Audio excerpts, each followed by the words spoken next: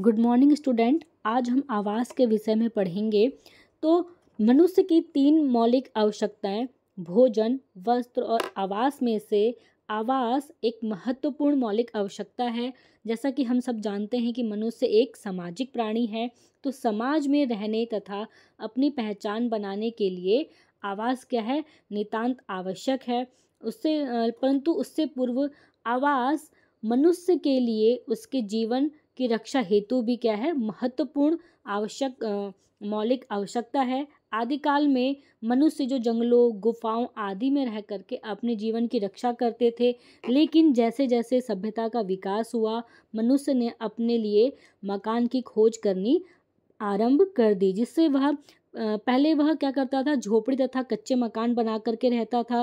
परंतु आधुनिक युग में विज्ञान के साथ विकास करके मनुष्य ने गगनचुंबी इमारतों का क्या कर लिया, निर्माण कर लिया। और आधुनिक युग में आवास हेतु मकान का प्रयोग ही नहीं होता, बल्कि समाज में आर्थिक स्तर से प्रदर्शन करने का भी एक क्या है, संकेत बन गया है। मनुष्य इसी आवास के लिए दिन रात परिश्रम करता है। कठिन परिश्रम करके वह अपने लिए बेहतर से बेहतर आवास बनाना चाहता है, जो उसे सुरक्षा प्रदान कर सके, उसे स्वस्थ व शांतिपूर्ण वातावरण प्रदान कर सके। व्यक्ति अपना एक ऐसा आवास या घर कह लीजिए, ऐसा मकान चाहता है, ऐसा घर चाहता है जिसमें वह पूरे दिन की थकावट को दूर करके वहाँ वह अपनत्व की भावना को प्राप्त कर सके। अब हम आवास का अर्थ देखेंगे कि आवास, निवास या घर प्राणी के लिए बहुत ही महत्वपूर्ण शब्द है। इसका प्रयोग वह शरण स्थल के लिए प्रयोग करता है। इस आवास का क्या होता है, एक निश्चित स्वरूप होता है। आवास के लिए यह भी कहा गया है कि ईस्ट और वेस्ट, होम इज बेस्ट। घर को परिभाषित करते हुए ऑक्सफोर्ड डिक्शनरी ने परिभाषित किया है कि यह एक संरचना है जहां रहा जा सके। इसी क्रम में उमा बर्नेड ने कहा है कि वास्तव में जिस स्थान में पारिवारिक जीवन का वातावरण पाया जाता है उसे घर कहते हैं, जिसका सारा रूप पारिवारिक जीवन में व्यक्तिगत संबंध है। इसी क्रम में मैकमिलन डिक्शनरी के अनुसार स्थान जहां रहा जाए, अर्थात वह स्थान जहां मनुष्य रह सकता है। अब हम देखेंगे आवास की आवश्यकता एवं महत्व। तो इसी क्रम में आवास की हमें आवश्यकता क्यों होती है, सबसे पहले है सुरक्षा के लिए। जैसा कि हम सब देखते हैं कि मानव जीवन में कई प्रकार के क्या होते हैं, खतरे मंडराते रहते हैं। इन खतरों से बचने के लिए या उन खतरों से सुरक्षा प्राप्त करने के लिए मानव को या व्यक्ति को घर की आवश्यकता होती है। जैसे मौसम से सुरक्षा प्रदान प्राप्त करना, जैसे तेज़ धूप, गर्मी, सर्दी, वर्षा, तूफान आदि मौसम के प्रकोप से आवास या घर व्यक्ति को क्या करता है, सुरक्षा प्रदान करता है। मौसम के साथ साथ भयावह जो वन्य प्राणी होते हैं या चोर बदमाश आदि से भी वो क्या करते हैं, मानव या व्यक्ति कह लीजिए, व्यक्ति या उस व्यक्ति के परिवार की क्या करता है, जो घर है वो उसको सुरक्षा प्रदान करता है। आवास के साथ साथ मानसिक सुरक्षा भी व्यक्ति को सुरक्षित होने का क्या करता है, एहसास करवाता है। तो आवास या घर ऐसा स्थान है जहाँ रह कर के व्यक्ति भावनात्मक रूप से सुरक्षित महसूस करता है, क्योंकि उसे वहाँ अपनत्व का एहसास होता है। अपनत्व मतलब अपनेपन का एहसास होता है। उसे ऐसा लगता है कि वह एक ऐसे स्थान पे है जहाँ वह सुरक्षित है। अब है भावनात्मक वातावरण प्रदान करना। तो जो आवास है वो मनुष्य को क्या करता है, भावनात्मक रूप से वातावरण प्रदान करता है। मतलब आवास में मनुष्य सह संबंध, प्रेम, एक दूसरे से जुड़े रहने के एहसास से मुक्त वातावरण प्रदान करता है। मतलब आवास में रह कर के जो मानव है या व्यक्ति अपने परिवार के साथ रहता है। परिवार के साथ रह कर के वह एक दूसरे के साथ सहयोग, त्याग, सहानुभूति, दया जैसे सामाजिक गुण आदि को सीखता है और अनुशासन में रहना भी सीखता है वो इसमें। और इसी क्रम में है आपका स्थायित्व प्रदान करना। तो जो आवास है वो मानव को क्या करता है, एक स्थायित्व, ठहराव प्रदान करता है। तो मनुष्य एक ऐसा प्राणी है जो कि हमेशा से क्या चाहता है, ठहराव चाहता है। वह अपने जीवन में भले ही किसी मुकाम पे पहुंच जाए, लेकिन उसे एक स्थायित्व की यानी ठहराव की आवश्यकता होती है। तो एक आवास मनुष्य को क्या करता है, स्थायित्व प्रदान करता है। स्थायित्व से क्या तात्पर्य है, ठहराव, जड़ें जमाने के लिए स्थली या एक ऐसा स्थान जहाँ से मनुष्य की पहचान हो सके। यह स्थायित्व मनुष्य को भटकने से बचाता है, साथ ही उसे क्या करता है, संतुष्टि भी प्रदान करता है। यदि व्यक्ति मानसिक रूप से संतुष्ट होता है तो उसे क्या लगता है, वह अधिक लगन में मेहनत से कार्य करता है और अपना चतुर्मुखी विकास करने में सफल होता है। अब है सामाजिक प्रतिष्ठा हेतु आवास की आवश्यकता। आधुनिक युग में आवास केवल मनुष्य की सामाजिक प्रतिष्ठा हेतु ही नहीं, अपना सामाजिक प्रतिष्ठा बनाने में भी क्या करता है, महत्वपूर्ण स्थान रखता है। आवास जितना सुंदर, सुविधापूर्ण तथा आलीशान होगा, उतनी ही समाज में क्या होती है, उस व्यक्ति की प्रतिष्ठा में वृद्धि होगी। अपना निजी आवास बना लेना भी क्या होता है, समाज में प्रतिष्ठा का प्रभावित करता है। प्राय हम क्या आजकल जो देखते हैं कि समाज में पारिवारिक स्तर भी उसके आवास को देख कर के निश्चित किया जाता है। यदि किसी परिवार का अपना आलीशान आवास होता है तो समाज में वह उच्च स्तर को क्या करता है, प्राप्त करता है। अब है अभिव्यक्ति हेतु आवास की आवश्यकता। तो मनुष्य एक सामाजिक प्राणी है जो कि अपनी बुद्धि का प्रयोग करके क्या करता है, किसी भी मुद्दे पर अपने विचार को व्यक्त कर सकता है।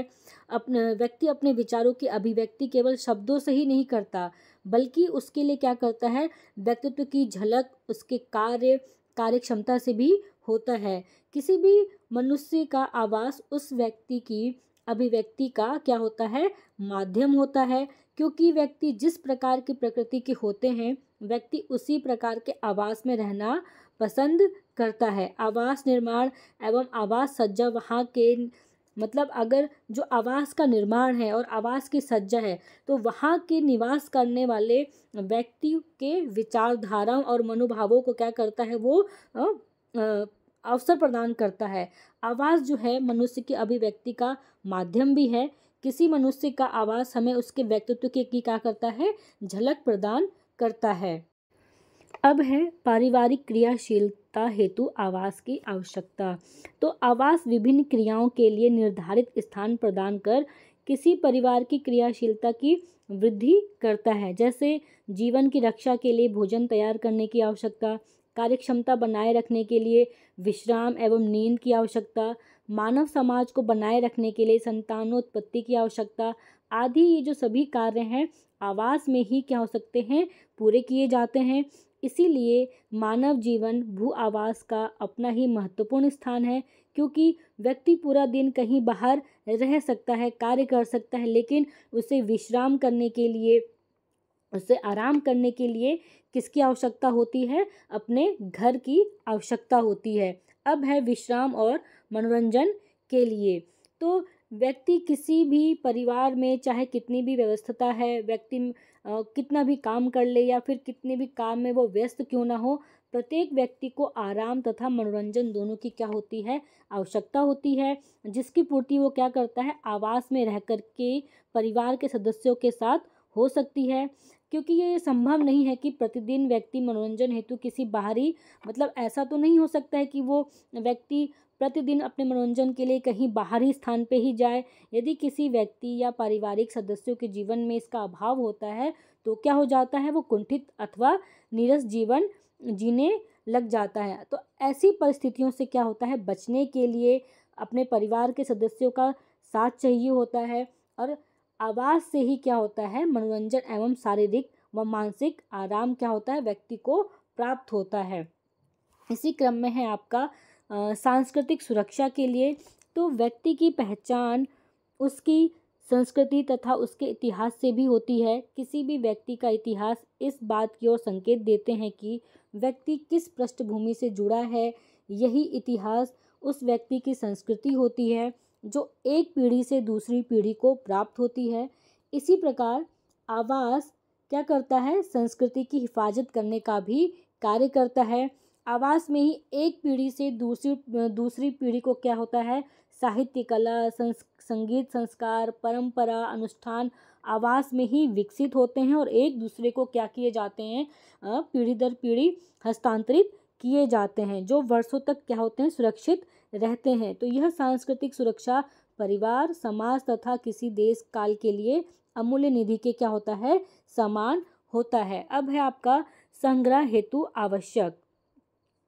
तो संग्रह करना मनुष्य की एक सहज आदत है। जीवन रक्षा से संबंधित वस्तुएं जैसे भोजन, पानी, वस्त्र का संग्रह, आरामदायक आवश्यकताओं की पूर्ति के लिए वस्तुओं का संग्रह जैसे फ्रिज, मिक्सर ग्राइंडर, गैस चूल्हा, कुकिंग रेंज, टेलीफोन्स, कूलर और ना जाने कितनी ही, मतलब हम अपने जीवन में देखते हैं कि जो मानव है अपने जीवन को आरामदायक बनाने के लिए बहुत सारी चीज़ों का वो क्या करता है, संग्रह करता है। अपने भविष्य के लिए कई चीज़ों का वो क्या करता है, संग्रह करता है। अध्ययन से संबंधित वस्तुएं आदि कई प्रकार की चीज़ों का क्या करता है, वो संग्रह करता है। और ये संग्रह कहाँ संभव हो सकता है, आवास या घर में ही संभव हो पाता है। अब है आपका रुचि के लिए।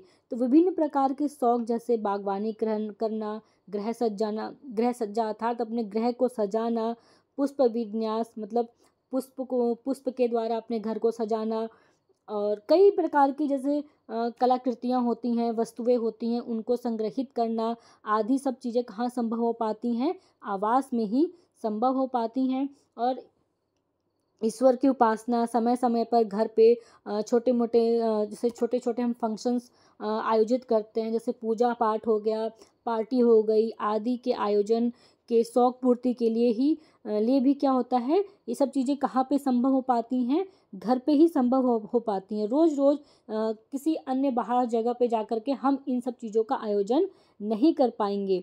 तो इस सब चीज़ों के आयोजन के लिए हमें किसकी आवश्यकता होती है, आवास की आवश्यकता होती है। अब हम देखेंगे मकान एवं घर में अंतर। तो प्राय हम सभी लोग मकान और घर को क्या करते हैं, एक ही समझ लेते हैं, लेकिन मकान और घर में विभिन्नताएं होती हैं। मतलब मकान व घर को हम अलग अलग संज्ञा दे सकते हैं। तो मकान एवं घर में वही अंतर है जो जड़ और चेतन में है। मकान एक जड़ संरचना है और जिसमें प्रकृति के परिवर्तन स्थान नहीं रखते, जबकि घर एक भावनात्मक चेतन भावना है जो निवास करने वालों के संबंधों से क्या होती है, फलती फूलती है। घर भावनाओं से बनता है। अब हम सब देखते हैं कि घर में जो परिवार के सदस्य हैं वह एक दूसरे के साथ क्या होते हैं, भावनाओं से जुड़े हुए रहते हैं, तथा घर में रहने वाले व्यक्तियों के आपसी स्नेह तथा प्रेम से कोई मकान क्या होता है, घर बनता है। मकान जैसे अगर हम कोई ईंट पत्थर का बना हुआ मकान है, तो जब हम उस मकान में अपने परिवार के सदस्यों के साथ रहने जाते हैं तो उस मकान को हम अपनी भावनाओं, अपने स्नेह और प्रेम से सींच करके क्या करते हैं, उसे घर बनाते हैं। तो किसी भी घर को बनाते समय व्यक्ति अपने आत्मा का जुड़ाव अनुभव करने लगता है। इसलिए जैसे आपने देखा होगा कि जब हम होटल में या छात्रावास या अस्पताल या किसी कंपनी की बिल्डिंग चाहे कितनी ही सुंदर क्यों ना हो, आलीशान क्यों ना हो, परंतु हम उसे घर की संज्ञा नहीं दे पाते हैं। तो अब हम देखेंगे कि घर और मकान में क्या अंतर है। पहले हम देखेंगे घर। तो घर क्या है, घर मानसिक व भावनात्मक आवश्यकताओं की क्या करता है, पूर्ति करता है। घर में मानसिक रूप से संतुष्टि मिलती है, भावनात्मक रूप से सभी जो परिवार के सदस्य वो एक दूसरे से क्या होते हैं, जुड़े रहते हैं। फिर है आपका जो घर सामान्यतः विवाह के बाद ही बदला जाता है। जैसे आपने देखा होगा कि जो लड़कियां होती हैं विवाह के बाद वो उनका घर बदल जाता है, या फिर जब हम कोई नया घर लेते हैं तब भी क्या हो जाता है, हम मकान खरीदते हैं और उस मकान को अपने परिवार के साथ रह करके उस मकान को क्या करते हैं, घर में परिवर्तित करते हैं। आपसी प्रेम और सहयोग के साथ उस मकान को सींचते हैं, तो उस मकान को हम क्या करते हैं, घर में परिवर्तित करते हैं। किसी मकान से ही घर बनता है। मकान अथवा जो ईंट पत्थर से बना हुआ है, जब हम उस मकान में रहने जाते हैं अपने परिवार के साथ, अपने परिवार के सदस्यों के साथ, तो हम उस मकान में प्रेम से, एक दूसरे से भावनाओं से जुड़े रहते हैं। आपसी स्नेह, प्रेम, सहयोग, त्याग की भावना से क्या करते हैं, जुड़ करके हम जो है उस मकान को घर बनाते हैं। अब है, घर को बनाने में उस परिवार के सदस्यों के मध्य परस्पर स्नेह और भावनाओं की क्या होती है, आवश्यकता होती है। जैसा कि आप लोग हम सब जानते ही हैं कि जब हम किसी परिवार घर में रहते हैं तो जितने परिवार के सदस्य होते हैं वो एक दूसरे के साथ परस्पर स्नेह और भावनाओं के साथ क्या होते हैं, जुड़े रहते हैं। घर अखंड है। किसी भी समाज में किसी घर की जीवंतता लंबे समय तक बनी रहती है। घर क्या होता है, चेतन स्वरूप है जिसमें चेतना का एहसास होता है। घर में सभी सदस्य मिलकर के कार्य को करते हैं। हम देखते हैं कि जब घर में कोई भी कार्य होता है या घर के कोई भी जो दिन प्रतिदिन के कार्य हैं, घर के सभी सदस्य क्या करते हैं, मिलकर के उन कार्यों को पूर्ण करने में एक दूसरे का सहयोग करते हैं। फिर घर के अंतर्गत व्यक्ति रक्त संबंधियों के साथ रहता है, अर्थात रक्त संबंध जैसे हमारे दादी दादा, नानी नाना, चाची चाचा, जो भी हमारे परिवार के भाई बहन, माता पिता, हम सब एक दूसरों के साथ क्या हैं, रक्त से जुड़े हुए हैं। तो ये रक्त संबंधियों के साथ हम एक दूसरे परिवार के जो सदस्य हैं वो एक दूसरे के साथ रक्त संबंध से जुड़े हुए रहते हैं। फिर है, घर के वातावरण में व्यक्ति अपनत्व का एहसास करता है। अब हम देखेंगे मकान की, मकान क्या है। मकान केवल भौतिक आवश्यकताओं की क्या करता है, पूर्ति हेतु होते हैं। मकान को व्यक्ति अपनी आवश्यकता तथा परिस्थिति के अनुसार बदल सकता है। आपने देखा होगा कि अगर हम किराए के घर पे रहते हैं, अगर वो हमें घर अच्छा नहीं लगता है या उस घर में हमारी आवश्यकता की पूर्ति नहीं होती है तो हम उस मकान को क्या कर देते हैं, अपनी इच्छा और आवश्यकता के अनुसार बदल लेते हैं, दूसरे किराए के मकान में चले जाते हैं। या हमें कहीं अपना बिजनेस करना है या कोई व्यवसाय करना है, अपना ऑफिस खोलना है, अगर वहाँ पे हमें वो जगह अच्छी नहीं लग रही है या हमारे कार्य या हमारे उद्देश्य की पूर्ति नहीं होती है तो हम क्या करते हैं, उस मकान को बदल लेते हैं अपनी आवश्यकता अनुसार।